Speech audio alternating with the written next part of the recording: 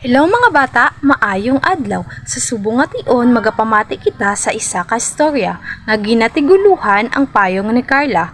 Ginsulat ng Charmaine Ignacio kag Ibalin Bullios. Ginlaragway ni Charmaine Ignacio. May kabubuton ka bala nga magbulig si imo isig ka pareho? Ano ang imo pamaagi para makabulig si imo isig ka pareho? Mapadako man o mapagamay nga bagay?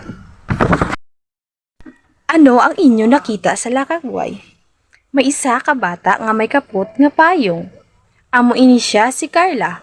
Gani dali na kag pamatian naton kung ano bala ka importante ang payong ni Carla para sa iya. May isa ka bata nga nagangalan Carla nga nagapuyo sa isa ka gamay nga banwa. Sang isa ka adlaw nag-abot ang ulan samtang nagahampang si Carla sa gwa. Nagdali-dali siya sa balay kag nagkuha sang iya payong. Nakita niya ang iya abyan nga nabasa sang ulan, gani ginagyan niya ini sang iya payong. Nagpasalamat ang abyan ni Carla sa iya kaayo. Sang ulihin, naguntat ang ulan kag nagbalik sila sa ila paghampang.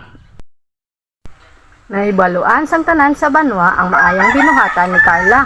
Sila sa iya kag nagpakita sang ila pagpasalamat. Tuan ni Carla nga ang iya payong hindi lang para sa iya kundi para man sa iban. Ang leksyon sang istorya bisan gamay nga bagay nga ara sa aton kun aton ini gamiton sang maayo makabulig ini sa madamo. Dirin nagtapos ang istorya nga ginatiguluhan ang payong ni Carla. Kabay pa nga nakapamati kamo sang maayo kag nakakuha kamo sang leksyon sa sini nga istorya. Madamo nga salamat sa inyo nga pagpamati.